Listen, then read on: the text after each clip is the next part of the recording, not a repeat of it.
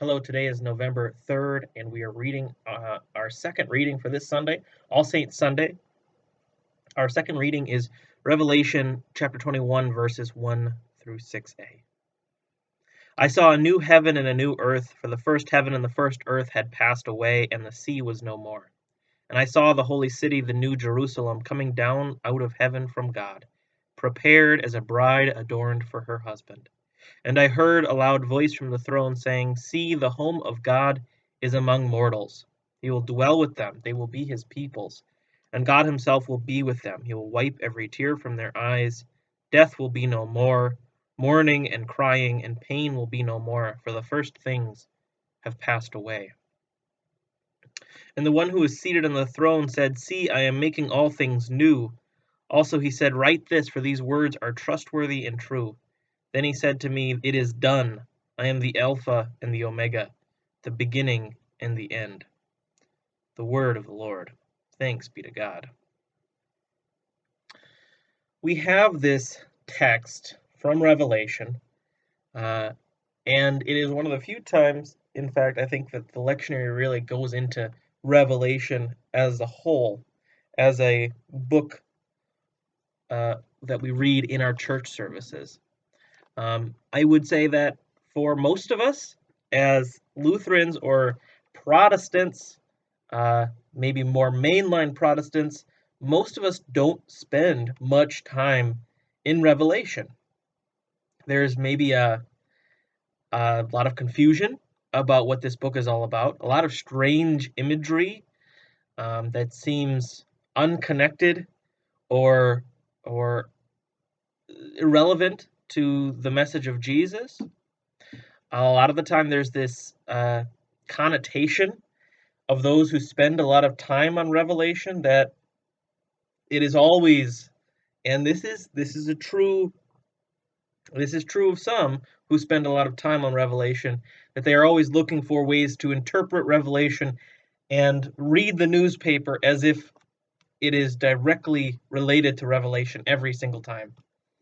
And there are people who do that. There are preachers and theologians and groups of people that believe that Revelation, the end times, are always around the corner. And so people trying to read the newspaper out of this book. And so not wanting to fall down that rabbit hole, most of the time as churches, we kind of avoid this book that sits at the end of our Bible and promises destruction and the ends of times and sets forth a great number of promises about what will happen. And most of the time, if you are not interested in getting into the deep roots of this book, not just as prophecy, but also as cultural item of the ancient church, then Revelation is going to stay confusing or is going to stay misinterpreted as perhaps a book that's exclusively about, something like the Left Behind series, which takes a lot of extreme liberties with what the book of Revelation was and what the book of Revelation is for the church. You know, there's my stance. I don't think the Left Behind series is all that great a reading of the book of Revelations. I know, an extreme stance.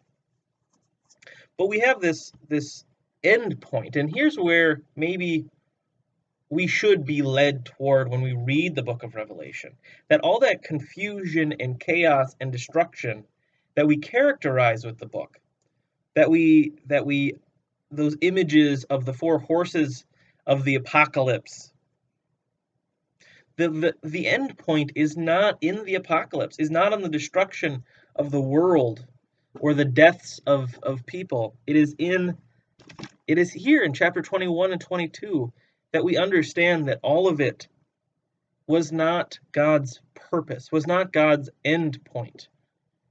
Instead, God's end point is this beautiful picture: a new heaven and a new earth. For the first heaven and the first earth had passed away, and the sea was no more.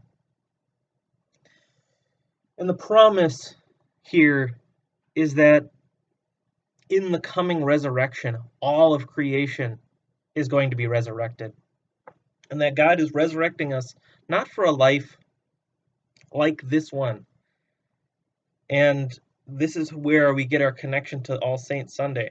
Not for a life like this one, where we are separate from God, where we don't see God every day in our daily lives, where we often can feel disconnected from the divine, disconnected from our own spiritual well-being. Instead, this is a promise that God's home will be among us, will be among the people and among all the people. God is interested in fully being among creation, within and among creation in a way that has not yet been seen. And it is important, if we can go back to the death and destruction of the apocalypse that so defines our picture of Revelation. It is important that it says, death will be no more, mourning and crying and pain will be no more.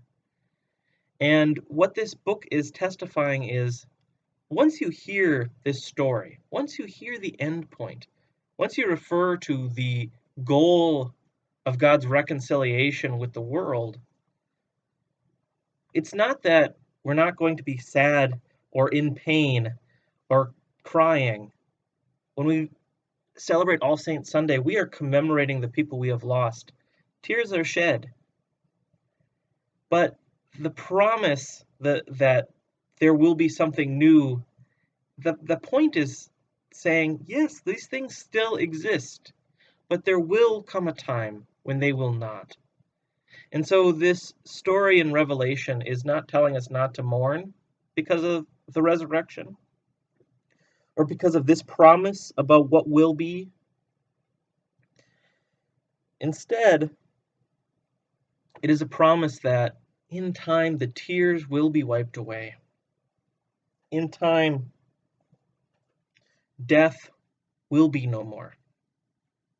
And that's the hope. We don't preach that there is no reason to mourn. We don't preach that there is no reason to feel sad at the evils that are out there in the world. In fact, you can rage at the evils that are out there in the world. God is against the evils that are out there in the world. God is against mourning and suffering. But this is a promise that in time, God will, in God's time, those things will also pass, even death itself. And so this is the promise of Revelation. It's an astonishing picture. It's an unbelievable picture. But as the figure instructing the person writing this down, instructing John of Patmos to write this down, say we hear that these words are trustworthy and true. It is done. I am the Alpha and the Omega, the beginning and the end.